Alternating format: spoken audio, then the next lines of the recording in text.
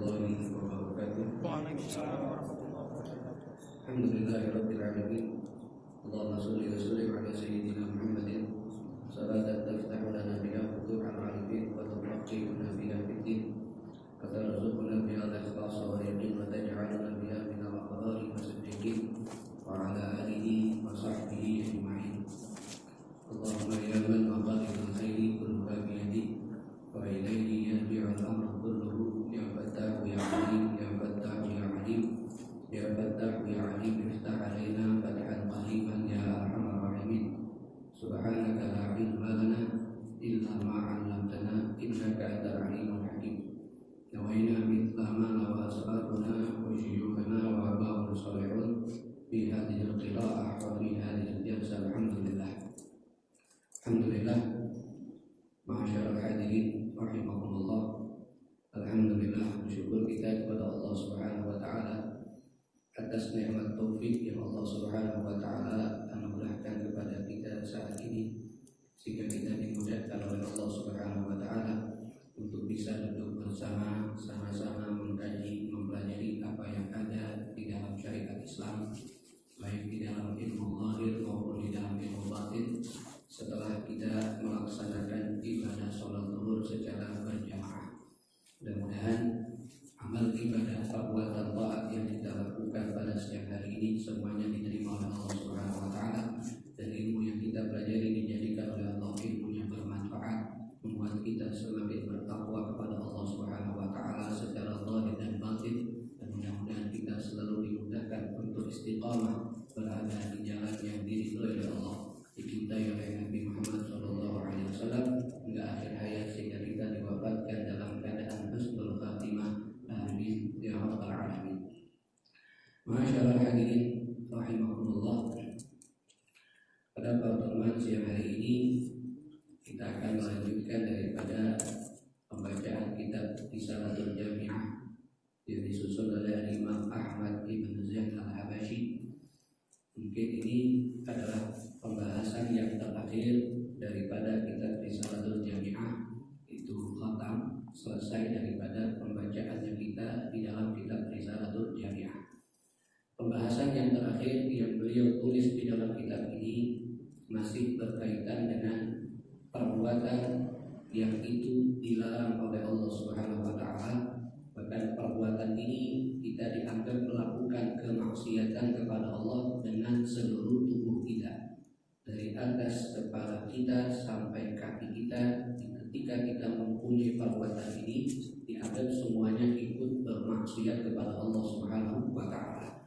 Perbuatan ini adalah wadul linnas, berbuat zalim, berbuat jahat kepada makhluk Allah Subhanahu wa taala, yaitu melakukan kezaliman, mempunyai sifat daripada sifat zalim. Pertama yang akan kita bahas adalah pengertian daripada kata zalim. Zalim itu diambil dari kata zalama. Zalama yazlimu zulman, yang artinya yaitu melakukan kejahatan. Orang yang melakukannya disebut dengan zalim. Sifatnya zulmun. Sifatnya adalah zulmun, orangnya adalah zalim. Zulmun ini adalah satu sifat yang mustahil ada di dalam zat Allah Subhanahu wa taala, sehingga Allah melarang hamba-hambanya untuk mempunyai sifat zalim. Itu sebagaimana ditegaskan oleh Nabi Muhammad SAW dari riwayat sahabat Abi Dzar Al-Ghifari radhiyallahu anhu. Nabi Muhammad mengatakan fima yarwihi an rabbih azza wa jalla, yang dia riwayatkan ini langsung dari Allah Subhanahu wa taala, yang ini disebut dengan hadithul qudsi. Allah Subhanahu wa taala mengatakan melalui lisan Nabi, ya ibadi, wahai hamba-hambaku, inni haramtu zulma ala nafsi, sesungguhnya aku telah mengharamkan, telah mensucikan, telah membersihkan dan menjadikan ini sesuatu yang mustahil bagi diriku, yaitu sifat zalim. Jadi Allah tidak bisa dikatakan adalah mempunyai sifat zalim, sebab Allah sendiri telah menghilangkan, mengharamkan, mensucikan dari zatnya sifat zalim. Kenapa? kalau kita lihat dari arti zalim itu sendiri, baik secara bahasa maupun menurut pengertian syariat, itu tidak ada di dalam zat Allah Subhanahu wa taala. Pertama, arti zalim menurut pengertian bahasa adalah wad'u syai'i fi ghairi mahalli, meletakkan sesuatu bukan pada tempatnya. Apapun itu, di saat kita meletakkan, mengerjakan sesuatu bukan pada tempatnya, bukan pada waktunya, menurut pengertian bahasa kita sudah melakukan satu kezaliman. Semisal kita menggunakan waktu istirahat untuk tidak istirahat, menggunakan waktu tidur untuk kita tidak tidur, padahal ini waktunya kita tidur tapi tidak kita gunakan untuk tidur. Ini diartikan secara bahasa zalim terhadap dirinya. Ini waktu kita belajar tapi tidak kita gunakan untuk belajar, zalim. Ini waktu kita makan tapi tidak kita gunakan makan, zalim. Kenapa? Menempatkan sesuatu bukan pada tempatnya, menurut pengertian bahasa dia adalah zalim. Itu adalah zalim. Cuman kalau dilihat daripada pengertian zalim menurut syariat, tasarruful haqqi fi milkil ghair bi ghairi haqq, menggunakan miliknya orang lain tanpa hak, mengambil miliknya orang lain tanpa hak, memakai miliknya orang lain tanpa hak, menggunakan miliknya orang lain tanpa hak, maka kalau itu dia lakukan, menurut syariat dia telah melakukan kezaliman. Ini makanan milik orang lain, kita makan belum ada izin, tanpa ada hak, berarti kita zalim kepada orang tersebut. Ini pakaian milik orang lain, kita ambil tanpa hak, tanpa ada izin, berarti kita zalim. Dan Allah mustahil punya sifat zalim. Sebab kenapa? Karena semua yang ada bersama kita ini milik Allah. Ketika Allah mengambil sesuatu nikmat dari kita, bukan berarti Allah zalim dengan kita. Kenapa? Nikmat yang ada bersama kita itu hakikatnya bukan milik kita. Idlamul li ghairihi. Sebab tidak ada yang memiliki di atas dunia ini kecuali Allah.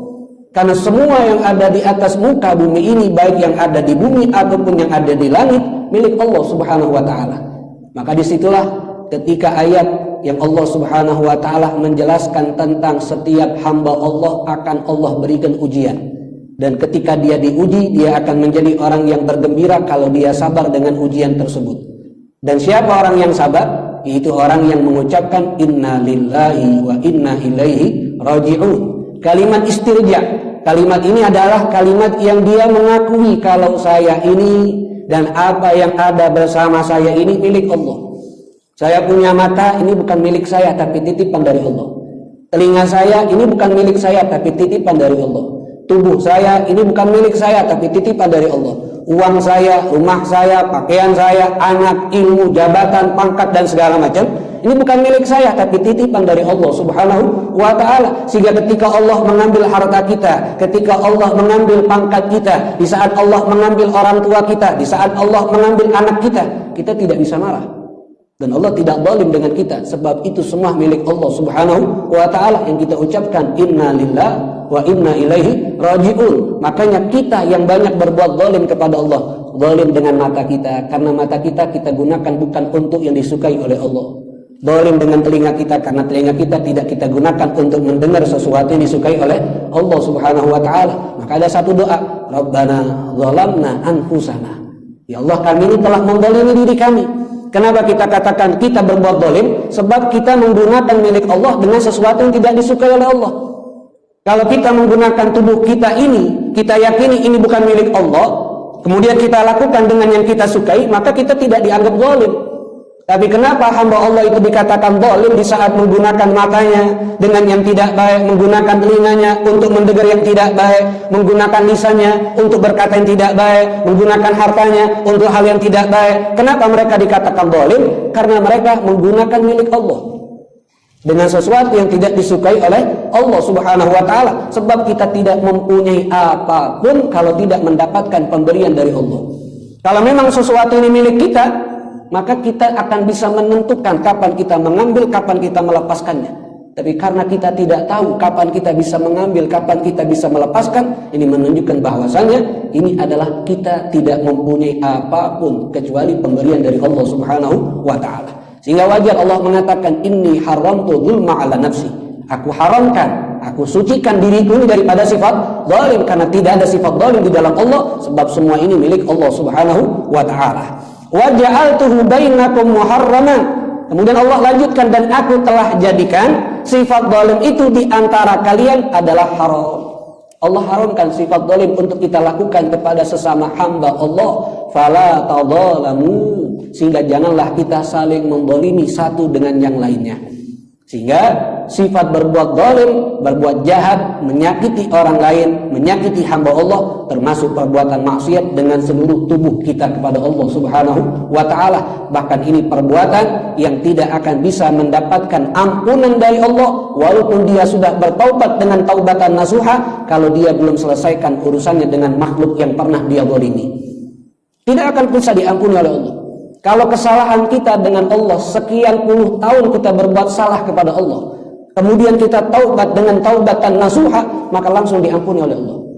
Tapi kesalahan kepada hamba Allah tidak akan bisa tertutup dengan minta ampun sama Allah. Falyuhallilhu, kata Nabi, selesaikan dengan urusan makhluk tersebut. Kalau yang pernah mengambil harta orang lain tidak bisa cukup dengan minta ampun sama Allah, kembalikan itu harta. Kembalikan itu uang yang pernah dia ambil kepada orang tersebut. Kalau orang yang diketahui, maka harus dikembalikan. Orangnya sudah tidak ada tapi keluarganya masih ada, kembalikan kepada keluarganya.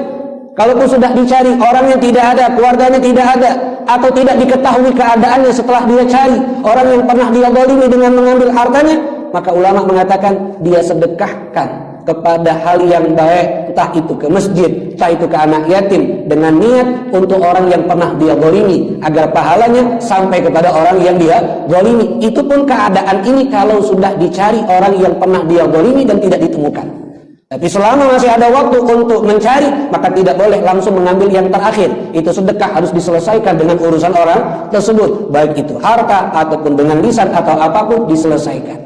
Kan Nabi mengajarkan untuk minta maaf setiap saat, walaupun kita merasa tidak pernah berbuat salah. Mungkin ada ungkapan kita yang pernah menyakiti dia, mungkin ada sikap kita yang pernah menyinggung dia sehingga dia merasa benci dengan kita. Ini perbuatan yang bisa merugikan kita di hari kiamat. Maka pernah disebutkan oleh Al-Imam Muslim bahwasanya Nabi Muhammad SAW pernah bertanya kepada sahabatnya, "Atadruna manil muflis?" Kata Nabi Muhammad, apakah kalian tahu siapakah orang yang dikategorikan orang yang bangkrut, orang yang rugi, orang yang failit? Siapa mereka, kata Nabi? Maka para sahabat menjawab, al-muflisu man la dirhama wa la dinar lahu. Orang yang muflis, orang yang bangkrut, orang yang rugi, orang yang failit adalah orang yang tidak ada uang sama sekali, tidak ada harta sama sekali, uangnya habis, hartanya habis. Itulah mereka orang yang failit. Sehingga ketika Nabi mendengar jawaban para sahabat, Nabi Muhammad mengatakan, lah, bukan itu. Al-muflis, orang yang failit adalah man jaa yaumal qiyamah, orang yang nanti ketika datang di hari kiamat, bi sholatin wa siyamin wa zakatin wa hajjin wa a'malin salihah. Dia yang datang di hari kiamat dengan sholatnya, dengan puasanya, dengan zakatnya, dengan hajinya, dan semua amal-amal soleh yang dia lakukan semasa hidupnya. Wa ta'ti man qad syatama hada, kemudian datang orang yang pernah dihina oleh dia, kemudian datang man duriba hada, orang yang pernah dipukul oleh dia, kemudian datang man sufika hada, orang yang pernah dihinakan harga dirinya oleh dia, orang yang didolimi oleh dia, orang yang dijahati oleh dia. Fayukhadhu min hasanati, karena sebab ada tuntutan dari orang yang pernah dia dolimi, dari orang yang pernah dia jahati, sehingga mereka menuntut Allah ambillah kebaikan dia untuk diberikan kepada orang yang didolimi. Ketika kebaikannya sudah habis, masih ada orang yang datang yang didolimi menuntut, maka Allah ambil dosa dari orang yang didolimi dan diberikan kepada orang yang mendolimi, sehingga dia menjadi orang yang muflis, sudah hidup membawa amal ibadah. Ketika datang di hari kiamat, amal ibadahnya habis, diambil hanya untuk diberikan kepada orang yang didolimi. Maka orang dolim itu, kalaupun dia wafat dalam keadaan muslim, dalam keadaan mukmin, dia adalah orang yang paling terakhir yang masuk ke dalam surga. Kenapa? Kebaikannya diambil semuanya. Ketika kebaikannya habis, masih ada yang menuntut keburukan dari orang tersebut diberikan, sehingga dosa yang menumpuk di dalam diri orang tersebut disiksa terlebih dahulu di dalam neraka sesuai dengan kadar dosanya, baru diselamatkan dan dimasukkan ke dalam surga karena dia umat Nabi Muhammad yang wafat dalam keadaan Islam dan beriman. Tapi satu kerugian, sudah banyak amal ibadah tapi tidak langsung mendapatkan surga, disiksa dulu. Karena apa? Karena kezaliman daripada orang tersebut. Maka itu yang pertama, Nabi katakan menil muflis. Kemudian dalam hadis yang lain yang diriwayatkan oleh Al-Imam Bukhari, Nabi Muhammad SAW bersabda, "Man kanat indahu madlamatun li akhihi min aradin aw min syai'in." Siapa orang yang dia mempunyai satu sifat zalim atau pernah berbuat salah, pernah berbuat jahat kepada orang lain, mungkin menjatuhkan harga dirinya atau menghina orang tersebut atau mengambil milik orang tersebut tanpa hak, falyatahallilhu minhu al-yawm, maka selesaikan urusan ini saat ini. Selesaikan urusan itu hari ini juga, maknanya saat masih hidup. Qabla alla yakuna dinar wala dirham, sebelum datang di hari yang tidak ada dinar dan dirham, itu hari kiamat. Nabi perintahkan selesaikan di hari ini kalau pernah melakukan satu kezaliman. In kana lahu amalun saleh, kalau dia punya amal soleh tapi dia berbuat zalim kepada orang dan belum dia selesaikan, ukhidha minhu, maka diambil amal solehnya, pahalanya, biqadri madlamati li akhi, sesuai kadar berapa banyak dia berbuat salah dengan orang tersebut. Wa illam yakul lahu hasanat, kalau itu orang yang berbuat zalim tidak ada kebaikan, ukhidha min sayyiati sahibi, kesalahan orang yang dizalimi diambil oleh Allah, fahumila alaih, dan dibebankan kepada orang tersebut sehingga dia banyak dosanya. Sehingga berat melakukan kezaliman ini, termasuk perbuatan yang sangat merugikan kita nanti di hari kiamat. Kemudian ma'asyiral hadirin rahimakumullah, termasuk juga melakukan kezaliman adalah membantu orang yang melakukan kezaliman. I'anatul zalim zulmun. Membantu orang yang berbuat zalim, kita pun juga ikut melakukan kezaliman. Walau biddu'a, walaupun membantunya dengan doa yang baik. Kita tahu ada orang suka berbuat zalim, suka merampas harta orang, suka menyakiti orang lain. Kita doakan mudah-mudahan dia panjang umur, mudah-mudahan dia sehat, mudah-mudahan rezekinya luas. Ini kita sama saja membantu orang tersebut untuk melakukan kezaliman. Kenapa? Karena dengan doa yang baik kepada dia, kita senang ada orang yang bermaksiat di atas muka bumi Allah Subhanahu wa taala, senang dengan kemaksiatan, senang dengan orang menyakiti hamba Allah, kita pun juga sama, dianggap seperti orang yang melakukannya. Tidak boleh kita membantu, harus benci, bukan benci orangnya tapi benci sifatnya. Kalau kita tahu orang tersebut adalah orang yang berbuat zalim kepada hamba Allah Subhanahu wa taala, maka dalam satu kitab itu yang disusun oleh Imam Taqiyuddin Muhammad Al-Hisni Asy-Syafi'i, dalam kitab beliau yang bernama Kifayatul Akhyar, Imam Taqiyuddin menceritakan seperti ini. Kalau keadaan ada satu orang yang dia terkenal orang yang berbuat zalim, kemudian dia datang kepada kita karena kehausan, butuh air untuk minum. Kalau dia tidak minum, mungkin dia bisa celaka karena sudah parah hausnya. Maka kata Imam Taqiyuddin dalam kitab tersebut, kita tidak wajib memberikan air kepada orang tersebut. Kalau tidak memberikan air, ini orang akan mati. Kalau dia mati kehausan di saat dia sudah minta air kepada kita, kita tidak memberikannya, kita tidak dianggap berdosa. Kenapa? Karena kalau kita memberikan air kepada dia sehingga dia minum dan badan dia menjadi segar, dia akan terus melakukan kezaliman, berarti kita membantu dia untuk berbuat zalim. Membiarkan dia hidup untuk melakukan kezaliman berarti membantu orang untuk menyakiti hamba Allah. Tapi ketika kita tidak memberikan air, kemudian dia wafat, kita telah menyelamatkan nyawa orang yang banyak yang selalu disakiti oleh dia. Kita tidak membiarkan ada orang yang melakukan kejahatan di atas muka buminya Allah Subhanahu wa taala dan juga kepada hamba-hamba Allah Subhanahu wa taala. Jadi membantu orang zalim sama seperti orang zalim. Kalau tidak kita melakukan kezaliman tapi membantu orang yang zalim sama. Maka dalam ayat Al-Qur'an wala ta'awanu 'alal itsmi wal 'udwan, jangan saling tolong-menolong dalam perbuatan dosa dan maksiat. Itu ayat larangan dari Allah kalau mau menolong hamba Allah dalam kebaikan. Jangan menolong hamba Allah dalam kemaksiatan. Walaupun orang yang ditolong senang, tapi cara menolongnya dia melakukan kemaksiatan, kita juga dianggap berbuat dosa. Sehingga dalam hadis riwayat Imam Anas bin Malik, riwayat Imam Bukhari, Anas bin Malik pernah mengatakan seperti ini, la'ana Rasulullah anil khamri asyra. Nabi Muhammad telah memurka, Nabi Muhammad telah melaknat dalam urusan khamr, minuman keras. Minuman keras ini dilaknat oleh Nabi kepada 10 orang. Bukan hanya peminumnya, tapi 10 orang ini mendapatkan laknat dari Nabi. Karena dia ada ikut andil dalam minuman keras. Orang yang membuatnya, orang yang memesannya untuk dibuat, orang yang mengizinkan untuk dijual, orang yang meminta untuk dibelikan, orang yang membelinya, orang yang menjualnya, orang yang membawakannya, orang yang minumnya, orang yang minta untuk dibawakan, orang yang memesan untuk dibawakan. Ini semuanya siapapun yang berkaitan dengan minuman keras dapat laknat dari Nabi. Padahal dia tidak minum. Saya tidak minum, saya hanya menjual. Saya tidak minum, saya hanya mengantarkan. Saya tidak minum, saya hanya membawakan. Tapi karena dia membantu orang untuk berbuat maksiat, sehingga dia dikatakan orang yang juga melakukan kemaksiatan. Oh, saya tidak ikut dia melakukan kezaliman, tapi saya hanya memberikan bantuan untuk dia melakukan kezaliman, sama. Maka jangan sampai kita menjadi orang yang rugi, yang datang di hari kiamat tidak ada dosa, tapi karena membantu orang yang melakukan kezaliman, kita juga dapat dosa zalim tersebut dari Allah Subhanahu wa taala. Sehingga beliau tutup kitab ini dengan satu peringatan buat kita, kalau ingin menjadi orang yang selamat, maka hindarilah untuk mempunyai sifat jahat kepada hamba Allah Subhanahu wa taala. Kalau salah kita dengan Allah, sangat mudah untuk kita mendapatkan ampunan Allah. Tapi kalau salah dengan hamba Allah, sulit untuk kita bisa mendapatkan ampunan kalau belum diselesaikan di atas dunia kepada orang-orang tersebut. Maka Nabi Muhammad kenapa tidak mau menyolati orang yang masih punya hutang? Bukan Nabi mengatakan tidak sah menyolati orang yang punya hutang, tapi Nabi tidak mau. Kenapa? Karena dia masih ada tuntutan dengan hamba Allah. Yang Nabi tidak mau dia susah di alam kuburnya karena belum selesai urusan hutangnya dengan hamba Allah di atas dunia. Sehingga ketika suatu saat Nabi Muhammad SAW, dan ini bentuk rahmat syariat Nabi, ada satu orang meninggal dibawa ke masjid, kemudian meminta sahabat untuk Nabi mengimami sholat tersebut.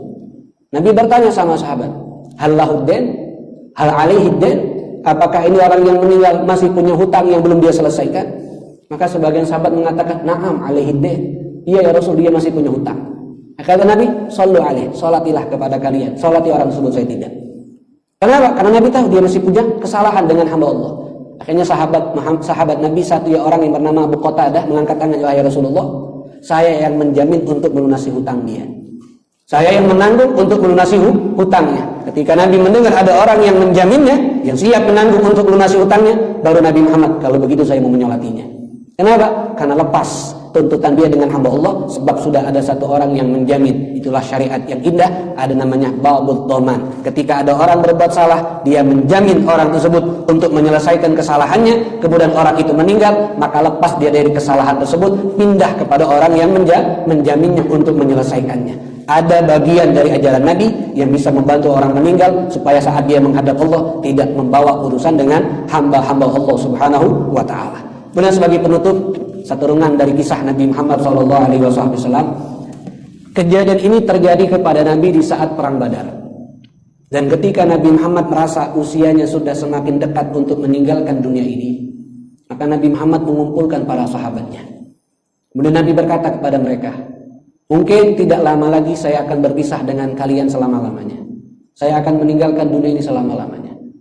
Dan saya ingin berkata kepada kalian, kalau memang ada di antara kalian pernah tersakiti dengan saya saat saya menjadi khalifah, saat saya menjadi pemimpin kalian, baik dalam urusan dunia kalian ataupun dalam urusan agama kalian, ada yang salah dari ucapan saya, ada yang salah dari sikap saya, maka balaslah saya sekarang. Saya akan penuhi permintaan kalian untuk membalas saat ini. Jangan kalian balas saya nanti di hari kiamat, sebab saya tidak mau ada urusan dengan manusia di hari kiamat. Karena urusan saya dengan Allah saja mungkin sulit untuk selamat, apalagi ditambahkan dengan urusan kepada hamba Allah. Semua sahabat ketika mendengar itu, mereka bukan meminta balasan, tapi mereka menundukkan kepala menangis. Karena mereka tahu akan berpisah dengan Nabi. Tiba-tiba ada seorang sahabat mengangkat tangan dari belakang, ya Rasulullah, saya saat ini ingin meminta balasan. Sehingga Nabi Muhammad bertanya, apa yang kau ingin minta balasan dari aku? Sikap yang pernah aku menyakiti kamu ketika perang Badar, wahai Rasul. Kau saat itu merapikan kami sahabatmu dalam barisan perperangan. Kau merapikan barisan perang dengan tongkat yang kamu bawa. Aku tidak tahu, wahai Rasul, saat itu apakah kau melakukannya secara sengaja atau tidak. Kau mengenakan tongkatmu ke perutku, dan aku saat itu merasa sakit ketika kena tongkatmu, wahai Nabi. Dan saat ini aku ingin meminta balasan hal tersebut. Sahabat yang lain mendengar marah. Kok berani nih sahabat berkata seperti itu? Tapi Nabi biarkan, maju kamu ke depan. Kemudian Nabi perintahkan sahabat Bilal bin Rabah untuk mengambil tongkat beliau di rumah. Diambil. Kemudian diberikan sama Nabi, nih tongkat, pukul perut aku. Kemudian sahabat mengatakan, ya Rasulullah, saat itu tongkat ini langsung terkena kulit perutku, bukan terkena pakaianku, maka saat ini aku pun ingin memukulkan tongkat ini ke kulit perutmu. Akhirnya Nabi pun membuka pakaiannya sehingga kelihatan kulit perut Nabi. Kemudian ini sahabat mendekat. Setelah dia mendekat, bukan dia pukulkan tongkat ke perut Nabi, tapi dia cium perutnya Nabi. Kemudian dia katakan, wahai Rasulullah, aku ridho semua yang kau lakukan kepadaku. Aku berkata seperti ini karena ini kesempatan buat aku, sebab aku tahu kau akan berpisah dengan aku selama-lamanya. Dan aku ingin sebelum kau berpisah dengan aku selama-lamanya, kulit aku pernah menyentuh kulitmu. Sehingga Nabi katakan, kulitmu tidak akan disentuh api neraka.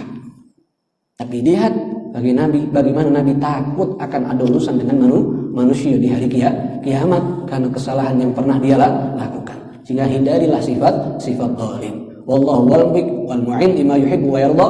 Dan beliau tutup kitab ini dengan kalimat, dan Allah lah yang memberikan taufik, Allah lah yang memberikan pertolongan kepada sesuatu yang Allah sukai dan Allah ridai. Wa sallallahu ala sayyidina Muhammadin wa ala alihi wa sahbihi wasallam. Dan beliau tutup kitab ini dengan mengucapkan salawat kepada Nabi Muhammad sallallahu alaihi wasallam dengan harapan agar bisa diterima apa yang beliau tulis daripada karangannya, diawali dengan sholawat dan ditutup dengan sholawat. Sebab sholawat kepada Nabi itu pasti diterima oleh Allah Subhanahu wa ta'ala. Apalagi kalau diawali dengan sholawat, di akhir ditutup dengan sholawat, maka tidak akan ditolak. Itulah adab dalam berdoa. Kalau doa, awali doa kita dengan sholawat, tutuplah doa kita dengan sholawat, maka doa kita la yuraddu, tidak akan ditolak oleh Allah Subhanahu wa ta'ala, sebab keberkahan sholawat kepada Nabi Muhammad sallallahu alaihi wasallam. Selesai kita membaca daripada kitab Risalatul Jami'ah yang disusun oleh Imam Ahmad Ibn Zaid Al-Habashi. Mudah-mudahan semua yang kita pelajari dari kitab ini Allah berikan manfaatnya, Allah berikan keberkahannya, dan Allah mudahkan kita untuk mengamalkannya sehingga kelak di hari kiamat kita bisa mendapatkan keridhaan dari Allah Subhanahu wa ta'ala. Amin amin ya rabbal alamin. Kalau ada yang tanya, silakan.